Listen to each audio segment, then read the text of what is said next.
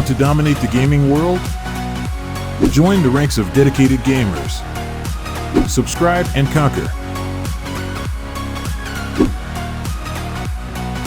Trophies in the case, but this is going to be a much difficult one this time around because they cannot continue to beat up on their fellow European regionals, which has, I guess, just been too easy for them. Now you got to go up against those Eastern Europeans, which play more aggressive, faster style, and I think are going to match Gaimin in the lanes, which predominantly has been their go-to in these clutch situations. Like, they just outlane people, they get off to a faster start, and when you're in these high-pressure scenarios, if you're the team that's out to a lead early, it makes the rest of your game and the rest of your series a lot more comfortable. I don't think that's something Gaimin are going to be able to fall back on first Betboom here. It definitely means these early clashes are going to be a tight watch for us as both the bounty runes, maybe a first blood, upsets the laning phase, because this laning phase is going to be super important, right? You already alluded to it. We have Gaimin Gladiators who have relied on being able to win their lanes and establish an early lead and then be able to roll off of that, whereas Betboom, I mean, even more aggressive style off of winning the lanes and then just keep hammering you over and over until you submit by 20 minutes. And I think for Gaimin, it's a lot about Ace and Quinn. Like, Quinn really likes to win these 1v1 mids so that the supports can rotate at the 6 and 8 minute power runes, gain more advantage. They're going to be looking to punish GPK, especially with the DK matchup here. This is not a hero you can take lightly in the lane stage if you're GPK and fall behind. Like, Quinn should get out to a fast start. He did take Breathe Fire level 1 over the stuns, so there's not going to be the early denies. But I expect him to eventually pull ahead and create that situation where Tofu can rotate in. And if you're Ace with this Beastmaster, you're looking to do the same, create a scenario where the auras come online too fast for Betboom to deal with and just roll him over. And that is why this Terrorblade pick is very interesting, because we saw Nightfall talking about this hero. And personally, I don't know how you feel, but I feel like Terrorblade is the most volatile carry of the patch. This hero, he either just wins the game at 25 or you go late, and this hero, he has issues in the late game. There is no easy way to put it. He's an extremely timing-based hero. You need a second, third item power spike that just hits as hard as possible. So that's another reason Betboom do not want to give the DK and the Beast leeway in this game, because all of a sudden they're pushing you down. You don't get to your Terrorblade timings, and then what's your backup here? I guess it's, 300 bonus damage, pure Legion. Better pray he wins the duels. He's really going for it, man. He's going to chase after Quinn like this? This is crazy. That Sleight of Fist is not going to do the damage. He's going to pop the Fairy Fire, but he has just fed first blood to Quinn. Quinn's like, Quinn expected that. He had no reaction. He's like, of course GPK just suicides. It's the pressure of the grand finals already eating up at the man. I guess so. I mean, that is a big kill to give away to Quinn when I think GPK was doing a pretty decent on the lane. Yeah, 100%. I mean, it was clear that he was trying to set up a kill for Quinn. I just didn't imagine that was the time to pull the trigger. That was definitely not. I mean, he pulled the trigger and shot himself. Either way, Quinn's very happy about that because now he is very far ahead in the XP, and this is definitely going to be a pressure point for Gaimin. That is a big slip up by GPK. I mean, I can't even believe he's still challenging Quinn like this. I mean, haven't you already lost your timing? You've got level 2 Dragon's Blood. This is just another Sunday for GPK. Another game where his lane got griefed. Yeah. He's used to it every pub. Here it's on him, but it's not going to stop him from, I'm sure, holding somebody else responsible. His lane. I mean, that's where you throw out, my keyboard was lagging, boys. Yeah. I respect coming in aggressive, though. Like, you're in an Ember versus a DK. I'm not going to draw. I'm not going to try and keep up with it. I'm going to beat him. I'm going to kill him first before he kills me. I kind of respect that mentality. Yeah. I can respect the mentality, maybe not the execution. No, the execution was definitely a little lacking, and now Quinn is very far ahead. That is going to be something to look for Betboom, particularly for save. I mean, how much do you stay up here if you're Enchantress with a Legion that is having a very good time? And Betboom, man, their offlane has just been decimating people in the first 5 minutes, particularly save on the Enchantress, the Pugna, the very fast right-clickers that he's been hyper-aggressive with the early blood grenades. But does he want to stay up here when he knows that DK push is coming mid? And then you might have to just rotate and bail out GPK. Saves moves very important in the next 3 to 4 minutes here, especially counteracting what Gaimin want to get done around those power runes. Also, something just to keep in mind, it's a Bloodseeker matchup, a matchup that you're actively fighting. We've seen he's now gone back up to full health, but who knows? GPK going in like that and dying? Maybe that changed the lane in some extent. Maybe they actually would have been able to kill this Bloodseeker once in lane. Pure should be flaming GPK for grief in his game. Absolutely, yes, 100%. GPK might have just thrown 2 lanes with 1 move. We've all been there, I'm sure. Nice little deny from Quinn, and he's definitely pulling ahead a little bit. I mean, not as much in the CS as I thought, but like I said, that first blood definitely doing work. Yeah. Here's saves level 3, so this is the point where he's going to have to choose how much does he linger up here with that level 2 enchant for the big creep. How much does he try and move and gank mid with it? Is the mid gank even possible at this point? That's why I love this DK matchup. You're just not susceptible. And Tofu, he'll have a Fairy Fire, but it's not enough to save him from Nightfall and the Courier. You know what I'm going back to? Nightfall's probably like, you know, GPK, that would have been first blood. Probably. Yeah. Now you've ruined 3 lanes, GPK. Come on. All right, let's not hold them responsible for all 3 here. Ooh, get a glimpse back too. So this is going to be a double. Very good pickup for Betboom, righting some wrongs that happened in the laning phase. That's so much XP for Toronto Tokyo. And to me, Toronto Tokyo honestly might be the most improved player in the last like 2 months. I saw somebody, you know, I got a chance to watch you cast and watch it.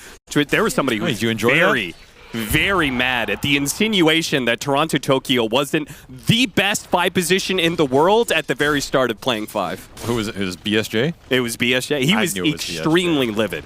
He was like, how could this guy possibly insinuate Toronto Tokyo wasn't the absolute best 5 in the world? Okay, first off, I didn't insinuate it. I said this guy was absolute trash 4 months ago, and I'll say it again. His 5 was terrible. But that's what makes it so impressive, because now I've been watching these games, man. He's looking like a top 5 in the world easily. He has had huge impact in these games. He's finding the farm.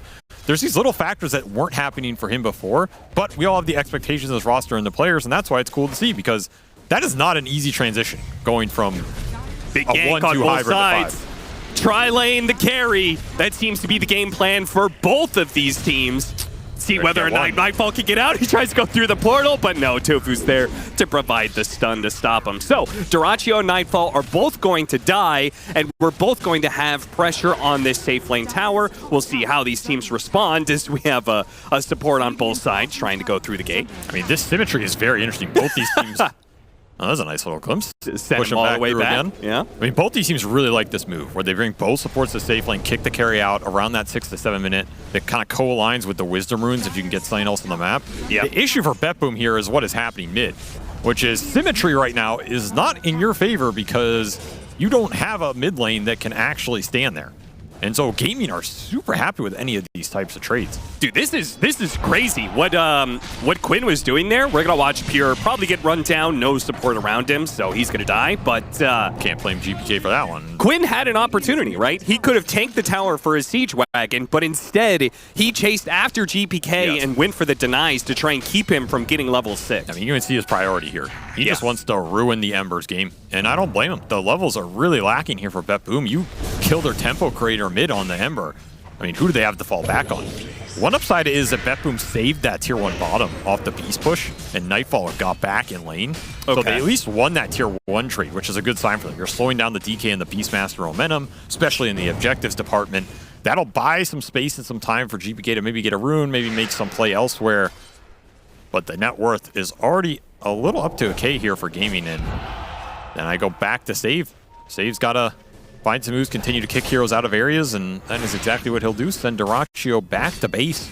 Very valuable TP. 8-minute power rune coming up. And interesting enough that it's Gaimin Gladiators who are set up for it, but GPK doesn't even try and go for the gate test. Does the DK illusion bug still happen where you can ult after the illusion? No, it doesn't. So he opted not to ult before the illusions. Shame. Maybe he thought the bug was still there. I mean, I guess I really didn't teach this guy everything, you know? Yeah, he stopped learning once you will. I'll have to come back to some summer courses here, Quinn. Little value lost. Summer courses. Remedial Dota school. Everybody could use a little bit. He will get the tower no matter what, though, and Nightfall looking for the trade. This is aggressive Terrorblade gameplay, trying to abuse the early Enchanter strength, and I think Gaimin just weren't ready for this push, honestly. Like, where the hell did this come from? Even the Cobalt joins, lends a hand. They're going to almost get this tower, but they won't get it. Feels a little bad, because I don't know if they're going to be in a position where they can convert on that tier 1 later. That might have been your window to get it. GPK continues to suffer in this matchup. Where's the help? Where's the rune? Where's the recovery? Where's the Midas? That's true. Where's the Midas? You think he's going to go Midas? I don't know. No, but Quinn is. He's almost got his 100 gold away. So that may be another reason why he is so aggressively playing against GPK, because Quinn's also just playing for his own game. He's going to stick it out in this mid lane. He's not actually rotating to the side lanes to try and take those towers. He's just playing to get his fast hand of Midas, and he wants to scale. I like it. I think when you have this advantageous matchup, you're so far ahead of the Ember, this Midas is just going to guarantee you hit every item ahead of him and continue to punish him in the fights. I think that's a position you want to be in, especially with Dragon Knight, who was picked kind of in the middle of the draft, and in theory, Betboom, like, they have some heroes that can punch through him later. You want to be as strong as possible. You want to be bringing up the scale. This is also just how Gaimin like to play. They want a really strong 1 and 2, so the auras on Ace, when they come in as hard as possible. Every AoE item you buy is only as good as the net worth that's buffing. He will deny the double damage here. Is he going to be in trouble or not? Tombstone's actually going to be laid out, and it's Betboom who now have to retreat. A glimpse back, trying to protect GPK, gets up the high ground, and will be fine. Absolutely fine. Now Quinn's thinking about that blink instead of the Midas, and he will finish the blink. So just casual glove. Or I actually would have liked the Midas here, but Quinn is a very aggressive player, and when he has a 1 lane on mid, he tends to translate it into more aggression and taking away the space from the enemy. That's his natural instinct. So he's going to go back to that blink, try and set stuff up. Tombstone is expiring here for Celery, so this is not the greatest engagement, but Tofu's going to commit anyway. You got Dyrachyo. ET beat in. He wants to be able to take an early fight, so he's going to pick up a Toronto Tokyo kill. I think part of it is that Dyrachyo doesn't have a lane to play in, so he's kind of eager to join in whatever advantageous fights he can clean up some heroes on. Does not want to end up in a one-on-one versus the Pure Legion. That is not a favorable matchup unless they're willing to bring a stun up there, which is not going to be Ace, and it's probably not going to be Quinn. So maybe Tofu rotates, but then you're trying to kill his Legion with Lotuses and Wand, and he has rushed Blade Mail. It's going to be a hard early game for Dyrachyo. So if he can get these little cheeky kills where he can help him get back in his game, that is probably what he's looking for, because he's in a rough position based on the lane, but he's still doing fine relative to, you know, GPK here. Yeah. Is continuing to struggle against that matchup. Well behind. However, this is a Betboom draft that can stall the game out. Gaimin won a clump, as they always do, looking for that mid-game aura timing. Nightfall's going to have to use these illusions very well, very efficiently, try and push the lanes, install his game as much as possible, and hit his timings, so that when you get to that Manta, you get to the second item after that, you're ready to take those fights. I don't think this is a game where Nightfall can just rest on his laurels and be happy going late game here. Sure. Especially if Gaimin accelerate the Roshans. I'm waiting for Gaimin Gladiators to make a smoke move, because you picked up this early Blink Dagger, and I have to imagine part of that conversation is talking to Tofu and saying, like, hey, how active do you want to get, right? Because they have a nice Blink Dragon Tail stun into Blast Off Chain Stun combo. That sounds really nice, but if you pick up this Blink Dagger and don't actually make any moves with it... Yeah, the move's being made on you right now, and this Blink's not helping you out. Is there the damage here, though? Still a little bit limited. They're going to be able to glimpse him back, though, and Pure Joint in. Wow. That's going to be the first dual victory of the game, and an all-out push for the mid-tower now. That kill being slow actually worked out better for him. Yeah, it did. Pure have time to come in, and 5-man move for Betboom, trying to punish the greediness on the map from Gaimin right now, because Dyrachyo's farming top, and Ace is trying to clean up Ancients right now. That is where the Beastmaster was. They're going to go in. He got them all, though. A little late to the party, but that is a big objective and a big kill loss for Gaimin. Like you're saying, that was the Blink Rush on Dragon Knight that ended up in him just dying. You didn't even get a move out of that. Yeah. I think that's also why I would have preferred the Midas, because I think Gaimin preferred to play a little slower of an early game. Or it's going to come out with the Glimpse counteracting it, but this is a Tombstone fight. You are not getting out. Blast off onto the two of them. They're probably both dead anyway, but Tofu does collect both the kills, so an early Pavis for him. Nightfall got bottom tower with an illusion. Well, that's actually super nice for him. I'm talking about him being efficient with the illusions. That is about as efficient you can get on 0 mana here following up that fight. So 2 tier 1s out of that single gank for Betboom. Pretty nice. Going to slow down the momentum because Ace was getting gigantic, man. He gets farm priority in this team for a reason. And that is going to be a very fast Vanguard Ags Arcane Boots for the Beastmaster. That's going to be tough. There's not a lot to poke with this Betboom lineup. You're going to have to get in close and fight that Beastmaster head on, especially with the Ember and the Legion. Maybe Nightfall can skirt on the outside a little bit, but this should be a very good Ags Beastmaster game. Downside is you don't have like a fast Helm of the Overlord to try and force the objectives of your Dragon Knight, but this will help him farm faster and scale better in the late game. Yeah. I'm kind of looking at Pure and his build-up late mail into Blink Dagger. And one thing, they really, really liked the last pick, Legion Commander. I don't know how you felt about it, but the Dispel, the hard Dispel, super good in this game. I do wonder, though, if Pure's going to have a bit of identity crisis. How much of this game is he going to be starting fights, and how much is he going to be Blink responding to Gaimin Gladiators opening a fight? Well, you know, if that hard Dispel is that good, maybe it's better to wait for a Primal Roar or something. I thought you were saying he has an identity crisis because it's usually GPK that builds the Blade Mail. Nah, man, it's also true. I thought he was building one, actually. I'm like, wouldn't even surprise me. He had that Blade Mail Radiance build on Ember. Yeah. Twice. But I think this game, there is no way Pure is starting a 5-on-5 with a Blinken duel. That just sounds horrific. I think you're getting turned around on techies. You're setting up a Blood Right. The Tombstone heal gets dropped. I think in this type of game, you're looking for the pickoffs with the Legion Blink, and then you're going to translate that into the team fight where you can play off the save. Okay. That sounds like the most comfortable position to me, unless they're just at an overwhelming point where Pure is like a god and he's just going to smack some kids down. Okay, then you go in. But until then, you got to play it safe. You got to respect the AoE counter initiation that Gaimin have and the sustain. Drums and that Soul Rip already online.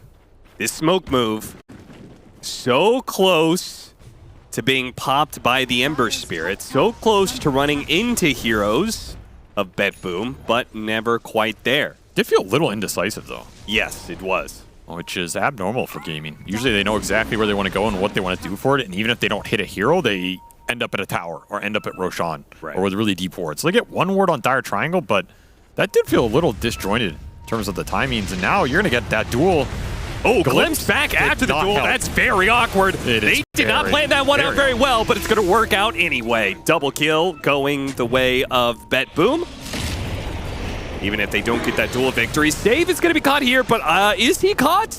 Yeah, or is he just stalling out Gaimin Gladiators for the rest of them to join in? Betboom are going to be able to get a glimpse off of that one, and it goes from Save dying. Save still dies, but they get Celery, and maybe they'll even catch Ace as well. Ace is kind of in at this point in time. He's going to make use of the drums to be able to kill the Disruptor. They still have that meta going, but boy, Ace is... He's really strong right here. Yeah, he is tough to fight. They do have the Sunder. That's both why teams gonna respect it. Yeah. But we are seeing that Beastmaster net worth be a threat. Nightfall doesn't want any of that right now, and I think Betboom, they're definitely happy with that. Like, they get the dual damage to get another big Dragon Knight kill. Wish you could get that rune, but it has been covered very well here. GPK thankful he gets out alive. You're gonna have to keep this Disruptor up.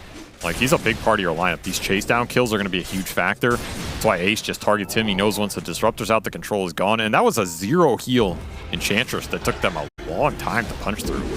So as Save gets tankier here, he can be an annoying factor in these fights. We've seen all these Enchantresses scale really well this patch with the Shard giving him 2 creeps, extra net worth from that Tormentor, and another dual pickoff. Pure is starting to snowball here. Number 3, 28 dual damage already. This is a very good sign for Betboom because he's going to scale very well. There is only grab ally for the duel, which is a very weird interaction because then you continue to be dueling the guy in the Tombstone, I believe. Oh, really? That is it doesn't break it? I don't think so. I think you just stand there. What? All right, that's... Maybe it's a bit different now. I don't know if that was the intentional, but we'll see how it interacts. Either way, it is a save for the duel, and then you're going to have to try and punch through it if you're Betboom. But otherwise, there's nothing to protect these random solo pickoffs here. Sure. Maybe that's why Tofu going for the Pavis. We're going to see some other defensive utility items. Solar Crest being built for Celery. They're gearing up for those man fights here. This is a classic Gaimin Gladiators move right here, right? You're talking about how they built up, they hit the laning phase, they try and win that, then they have this little lull, and then they reach some sort of peak, mostly around and what would make it an even more classic Gaimin Gladiators move, Cap? Maybe Duraccio getting picked off while they did Roshan? That sounds pretty up there for me. Back to the action as Quinn did go back for the Midas here, and yeah, that's a pretty easy 3-man Roche. Decently fast, didn't cost them too much on the map, except, you know, the given Duraccio death, which I think they expected here. Completely unphases them. That's like a toll. In order to get into the Roshan pit, you need to be able to leave Duraccio to die somewhere on the map. It's a sacrifice, a noble one. Only death number 2. He's pushing towards that BKB. They might get a tier 2 off this, though. been a very active objective game from Nightfall. He will claim that tier 2 bottom. A lot of gold first team and a lot of space to operate. Opening up that Tormentor, opening up the Wisdom Rune. This is not the easiest kill to get. Nope. And Ace is charging forward. I mean, he's got the damn Aegis, so Yeah. that is why. I didn't even realize that. They really didn't want to give it to... I guess the other option is DK. That's pretty bad, too. It's a pretty bad one. Yeah, I think I'd rather give it to the Beast here, too. He can just go in and play super aggressive with the early Ags and the Roar. He has Crimson already. I mean, he is their carry. He is given #1 farm priority. We sure this guy switched to 3? I feel like He's just kind of a carry. Yeah, I think he's still playing carry. Guys, yeah. He just switched his hero pool. No one gave him the memo. Either way, 56 dual damage for Pure. He almost caught the Undying again. You know, with how the lanes have kind of evened out a lot in the positions between 3 and 1, that would make a lot of sense. Gaimin Gladiators actually being able to do so well, so consistently. They just have this one up, which is the fact that you think Durachio's the carry, but he's the one creating space around the map, getting picked off all over the place, and it's actually Ace who's the real hidden secret carry. What do you mean hidden? Wow. Ace is the carry. I mean, on Wikipedia, he's listed as the 3. Cap, who It's kind of undercover. Who was the last Dota team that won a major where their offlaner wasn't the carry? Radiant's middle tower is under attack. Let me think about that. Yeah, keep thinking about it, because you got to go back a long way at this point. Betboom, thankfully that tier 2 got opened up by Nightfall, and they will reap the reward, get a little Tormentor steal here out of Gaimin, as their smoke will land on nothing. That's a nice little move. Boost them up to a 2K advantage. I mean, Gaimin, they're getting what they want in terms of the tempo and their timings. But Betboom are doing a damn nice job splitting the map, finding those big Bloodseeker pickoffs and the Tormentor steal. Team Spirit? Think Collapse isn't the carry of that. I think Yatoro would have issue with that. Team Spirit. It's probably Team Spirit. But Arlington. you are alluding to the fact that last year was OG, right? Exactly. OG with Amar kind of solidified that landscape, and Gaimin said, you know what? Our logo looks pretty similar. We'll do the same thing. I like these little things like this, Celery. Just making sure that the creep wave doesn't get pushed out anywhere, pulls it. And I like how this blood grenade meta has developed. Yeah? I know what you're laughing at. I'm not gonna bring it up, production. Okay. I'm not gonna bring it up. We all know what's missing, but I'm not gonna bring it up. I just think it's interesting that I feel like I watched Solo spam by these grenades for entire games. Yeah. And now it's become way more staple that just every 5 has these blood grenades, even into the 20, 30 minute mark. I mean, Celery still got 3 on him, right? And I think it's also part of where the 5 hero pool developed, that these Undyings, these Disruptors, these heroes that chase you down with the slows, the grenade just seals your fate. Like, you literally can't move. It just feels super nice, right? If that 5 pool were different, it might look different, but when you're playing this aggressive, this fast, with a 22-minute high ground on an Aegis Beastmaster, I mean, why not buy him? Glimpse him back. Get a little bit more damage. Maybe. Oh, they're actually going to charge in for this one. Didn't get the heal. Static Storm, stop at the Primal Roar. The seal. Oh, barely staying alive there. And that is super important because his high ground defense, I think, is crucial. I mean, look at the dots on the map right now. Betboom do not want to have to come back to this, and Gaimin are calling their bluff. You got to be careful. The glimpses here. Pure, he's going to man up. That Crimson. See if they can burst him down, get that dual victory, and they do. Pure will be able to walk away. Quinn using his BKB for that first life doesn't feel great. And Durachio also using the Rupture at this point in time. Gaimin Gladiators, they've used enough. Looking for the They glimpse. just got to get out of here, but another glimpse is going to be able to pull him back into position. Oh, that's a good they get thunder. a thunder off of that one. Great play by Nightfall, damaging himself with the Rupture to get the faster kill on the carry of Gaimin Gladiators. You got to clean get up the hell even out. more now. Get Tofu. How much more are you going to be able to get off this? Quinn, he TP's out successfully, but Celery will be run down. So the carry and the 2 supports of Gaimin Gladiators will die, and Quinn and Durachio will be able to escape. That was a really well-executed high ground defense from Betboom. They came back last minute possible to get the most out of the map. Then they end up in a situation where they burst that Aegis for free. There's no real turn for Gaimin at that point. You get the dual damage regardless. So even if Gaimin back off here, I think you're still happy with that exchange if you're Betboom. You get the Tombstone down during that interval. And then this Rupture, I mean, it's nice, but at this point, you have to get the hell out or commit fully. And Gaimin do not want to commit with DK form gone. So now you're just in a chase scenario with Glimpse, and that is exactly where Betboom want to be, because that's just a freebie. During daytime too, right? Oh, yeah. Like, that makes it even worse. I like that Nightfall had that illusion running up, like to give the extra vision here if they needed it. It's just really nice small things here. that make this high ground defense pay off. Save with the early bait on the DK jump wastes a lot of time, right? If he dies there, maybe that fight looks a little different as well.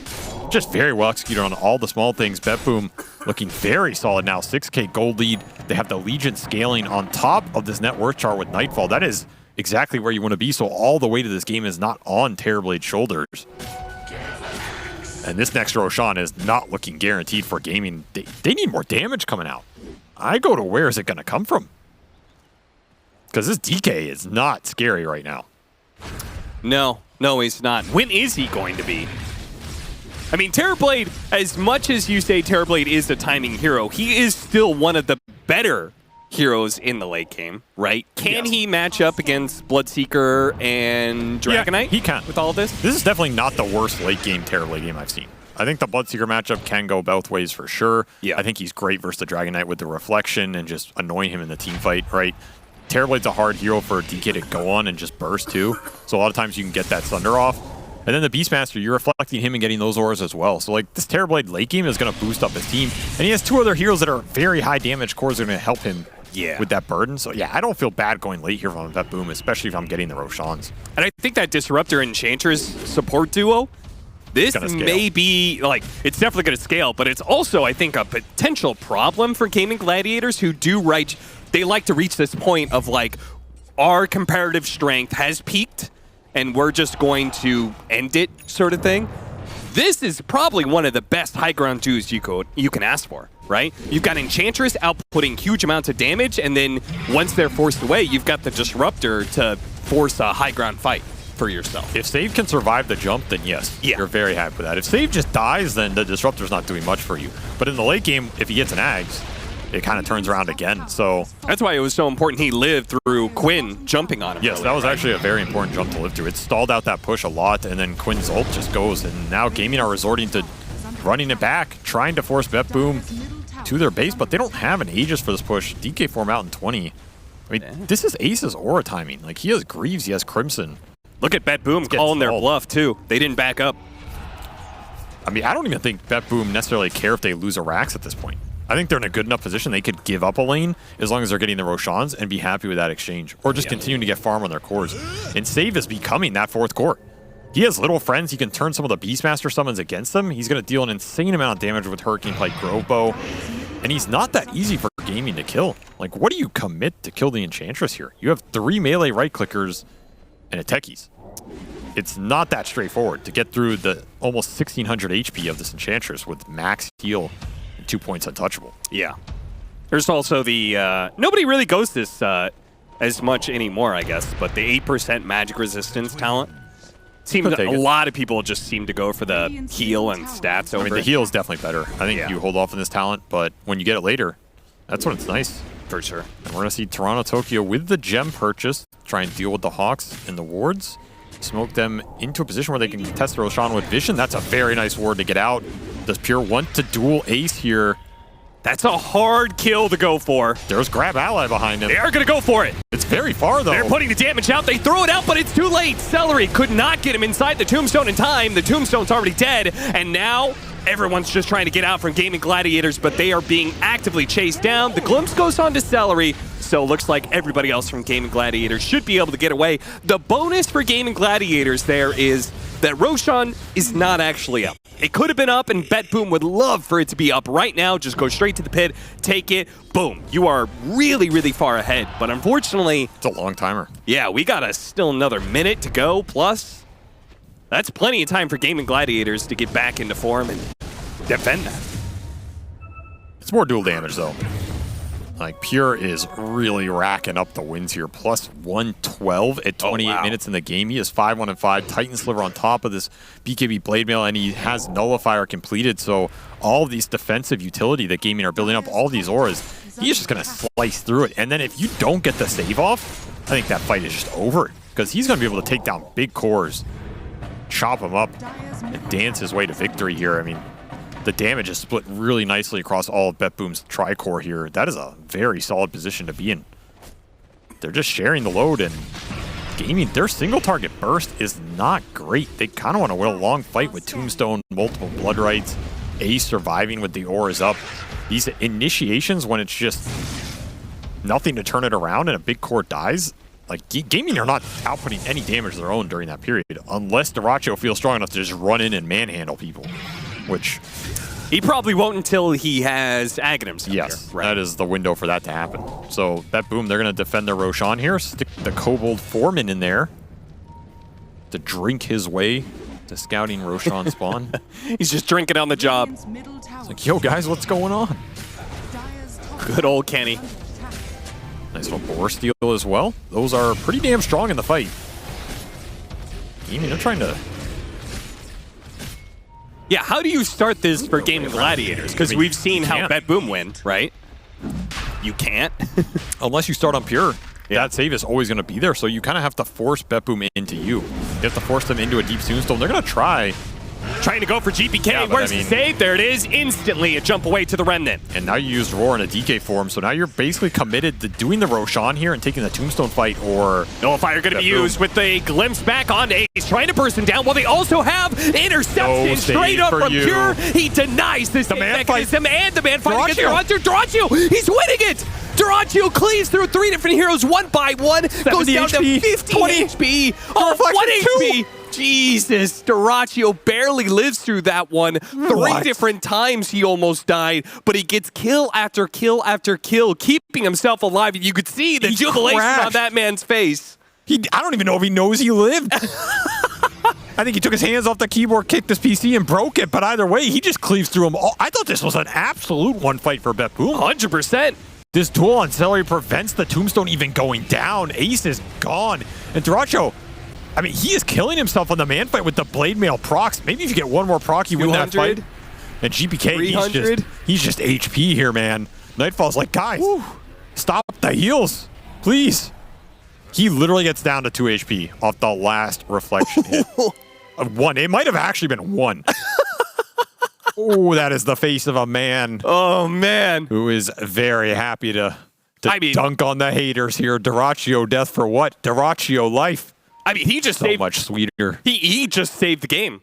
Like, straight up, I feel like I that fight... I think you lose if you lose that fight like that. Yeah, you lose that fight, you lose Roshan, and Gaimin Betboom are in a position just to like own the map and get really, really big. But now they have wiped Betboom, and they can go back and take Roshan for themselves. Well, go back, they got to go down, apparently. That is absolutely true. They also got to heal this Bloodseeker of double damage in the river. They know about it. They're going to start this up, and they're going to get it, even without the Bloodseeker. This is fast enough with the amp. Yeah. And Mjolnir done for Quinn as well. So there's double Mjolnir in this lineup. It's a lot of AoE magic damage that's just going to fly through versus the Terrorblade. It's also a lot that if you go in with Pure and you throw that Mjolnir on somebody, it's like guaranteed procs here. Interesting itemization coming out from Gaimin, also going to help them split the lanes and deal with the TB illusions on the map. Their itemization paid off. It paid off just enough for that fight. And that is an Aegis for Quinn, who is suddenly a damage threat with the route he's taken here. Betboom caught off guard. I think we were all caught off guard. Oh, yeah. Not expect Dyrachyo to have that level of impact, but I mean, we were so focused on him, I didn't really see how the fight happened between the Terrorblade and the Dragonite, right? Because the Terrorblade was throwing all that damage after Dyrachyo, but then we were focused on Dyrachyo, and somehow the Terrorblade dies. I don't know of how much of that was the Dragonite matchup. Is he getting to a point that he can actually mano-a-mano take on the Terrorblade? I mean, Quinn was just fighting him the whole time, but it's very slow. And I think he's still at Sunder option. I don't think Nightfall is going to die too fast in these fights. It's pretty impossible for Gaimin to start on him, but he also was not doing enough damage to finish off Dyrachyo in the heals, and that's in theory only going to get better if he completes the Zags and you have Blood Mist going too. Like, the burst situation becomes very severe, and then what happens in that man fight? Like, you go in with Pure, you try and duel this Bloodseeker, or maybe just man fight him. That is a very scary situation. You did get dual win off of that Undying kill. So Pure's up to plus 150. This is a lot of bonus damage. But that Ags comes through and double damage sitting in the bottle. I'm pretty sure Dyrachyo is very confident just running in. Dota has turned into such a weird game. You know, I was talking about how like 3K used to be like the max amount of HP you would see on a hero. Nowadays, it's like 5K. 3K is nothing. That's like what a support has. I'd say 6K. 6K is impressive. I'm looking at this Legion Commander damage, and I'm like, level 18, you only have like 300 plus damage? It was like Void Spirit had that last patch, no problem. That's true. I mean, at this point, Legion is just the universal hero. That he's barely keeping up with Universal Heroes, yeah. He is pretty squishy, actually. Like, now you mentioned the HP numbers. It's only 2,100 HP for Pure. Yeah. Which, I mean, he got shredded pretty quickly by Dyrachyo. So he kind of has to win these fights quickly, and then he's probably just stuck in there. He will probably die. It's just, will you win the fight? So he has to pick his targets carefully. I mean, we saw there, right? He wants Celery to remove this Tombstone. I can't blame him for that go, but then it does open up some space for the cores that don't have to deal with that. And I don't know how scary Pure is post-duel.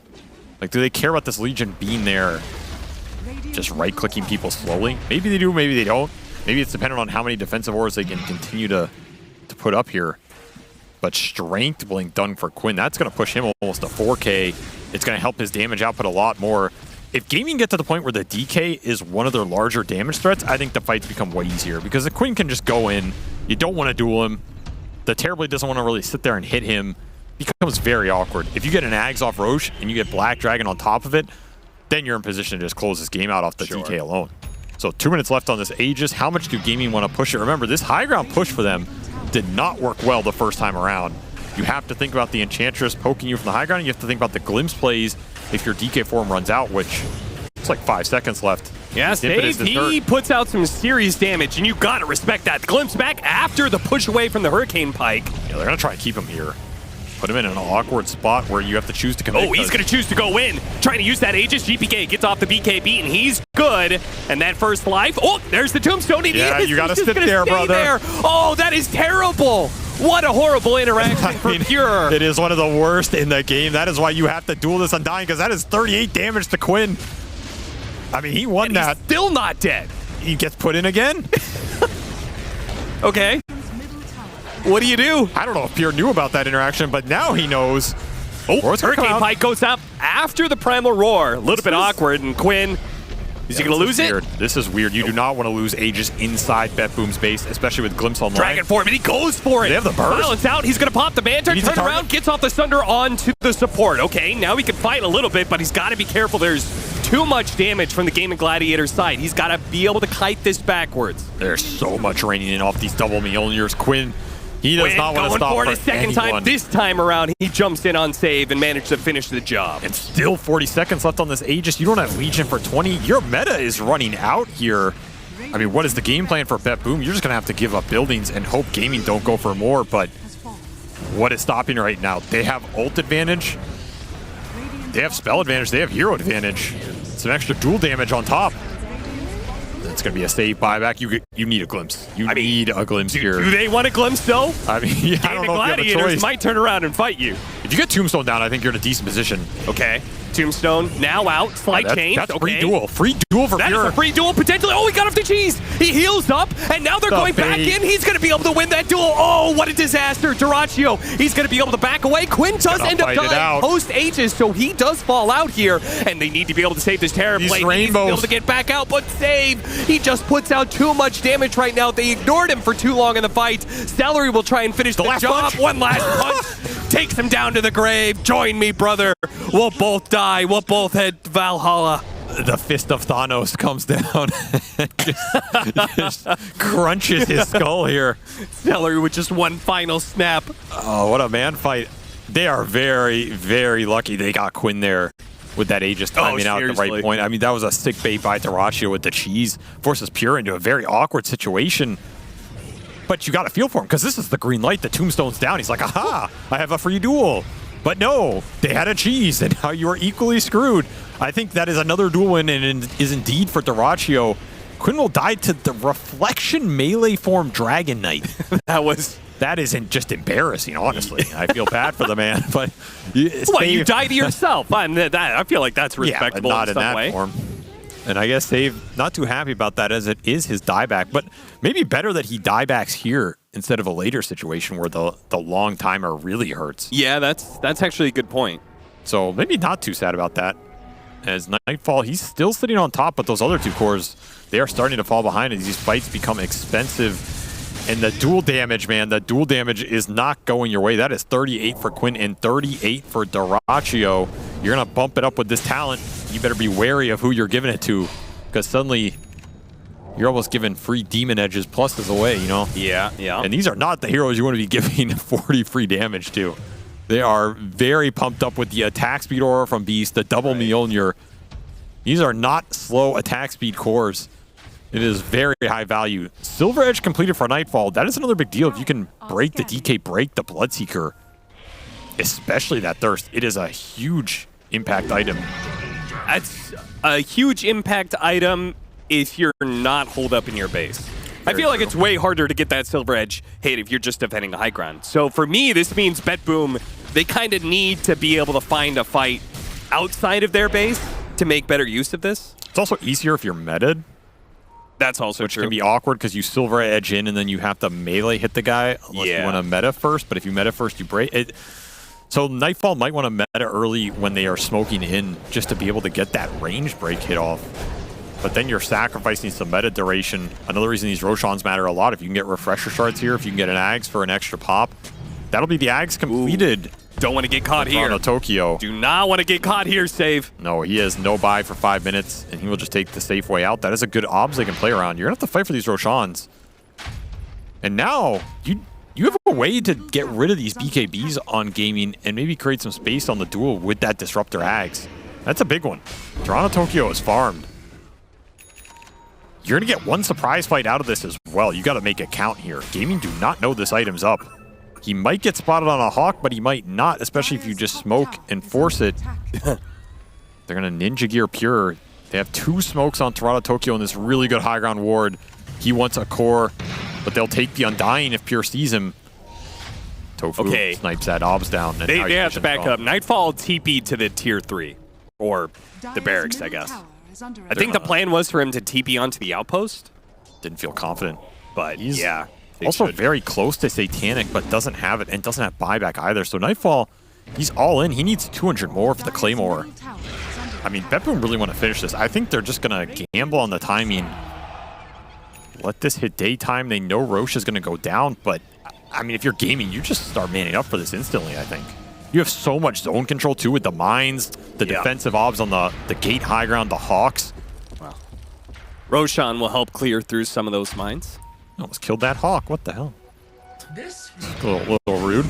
He did kill it. Oh my god! What? Come on, man. Loaded out of the sky, and they're going to do this so fast. I mean, look at Betboom. They're smoking, wrapping around, trying to get here, but this is going to be... They don't know it. They're going to be too late. They do have Satanic for Nightfall, plus Pen to Edge Sword. He is shredded here. They're going to grab the goods. Slight reveals a couple of heroes. They do have the Rupture out on GPK to start. That's easily not who you jumps want, to his though. Remnant.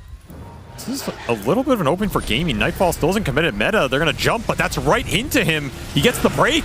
Primal Rock going out, push him over to the side. Nightfall gets off his BKB. They're going to deal with the Tombstone first, knowing that's a problem as Nightfall's a in trouble. Nightfall, he needs to be able to get off on Satanic's already used, Thunder's already used. He doesn't have any more lives. Gaimin Gladiators just funnel into the pit after him. Take him down. Betboom. Now without a carry, without buyback. This, I don't know how they're going to be able to hold against this plus an Aegis. These Tombstone grabs have absolutely decimated him in these fights. They just can't find the answer. If you're not dueling Celery, which he never has to show, it just ruins your initiation every time. Then Nightfall has to sit there, takes his entire BKB to go to a Tombstone, and he's instantly disarmed after, which means that's Satanic. Bye-bye. Yeah. It did nothing for you there, and he dies within 3 seconds or less here. This is the problem with late game Terrorblade. If you don't win the fights during your meta BKB interval, you're just not winning them. Yeah. They also got the Black Dragon out of that one, so Dragonite is huge. 33,000 net worth. Didn't even have to pay for it, and now he is just right-clicking people down. This is the scale territory that Betboom do not have an answer to, even with AC completed for Pure. I mean, you have double Lincolns up for the Dragonite and the Bloodseeker, so you're going to have to deal with that as well. Pure in the back, he wants the Undying, he wants Celery. This is a large ball to jump into. He gets pinged out. Quinn knows he's there. Oh, the Tombstone is already laid out too. So not only are they stopping Pure, but they have denied any potential advantage. Betboom, GPK, just trying to throw some damage in, but frankly, it would never be enough. That's just They're going to have to play against Megas. Quinn goes for the jump. Static Storm. Once again, trying to stop the initiation of Pure. Static Storm on the side onto Ace, but no targeting from Betboom. They just don't have meta for 40. And there is no answer for Sir Davian here, as Quinn has become way too large in the last 5 minutes. I mean, getting that Axe for free is just ridiculous value. Yeah. Because now he's just going to be able to go Manta after this, have it all online. I mean, he's too damn slotted. He's got to sell something. It almost kind of feels like they should have just kept going. Dyrachyo. Okay. Does he have the damage? Pure fighting for his life, fighting for the game. Doesn't quite get him in the duel, but will get him ultimately and TP's out. So that's going to be the Aegis down. Gaimin Gladiators see who they can grab here. Hurricane Pike gets some distance. Celery doesn't even try to run. He knows he's not going to make it. That was a gem. It was a pretty fast Linken's pop from Pure as well, so he's ready to get these goes. However, that is save dead with no buyback for 50 seconds here, and Gaming, they might choose to try and abuse it. I mean, I don't think they want to wait for next Roshan. They just want to go in. Double Rupture is up. So Dyrachyo, he's just going to be throwing these out. You can preemptively drop that Tombstone. Duel up in 5, meta up for Nightfall. You're going to have to make something happen with this duel. Find a big target, throw that Static Storm on top. I just don't think you can go on Ace. You got to find one of the damage dealers. Got him after the slight. Great jump from Quinn, but not good enough. Tofu a little bit late there on the blast off, but really doesn't matter. Gaimin Gladiators can keep on poking while these buildings are going to fall eventually. Nightfall uses his meta, but they don't have an initiation. Clear this Tombstone out for Pure. Got him again, this time with the Duel's silence. open. So GPK does die. No buyback there. And now Nightfall. I mean, he's going to sunder Toronto Tokyo, giving him a little bit of extra staying power in this fight. They managed to get the duel out onto Dyrachyo. The damage, it is coming in. Save That's a winner. is beginning to output a little bit here, but Pure is still going to be caught up in it. The buyback of Dyrachyo. Yeah, He's going to join his gone. team to force the GG call. Gaimin Gladiators come from the lower bracket. Want to dominate the gaming world? Join the ranks of dedicated gamers. Subscribe and conquer.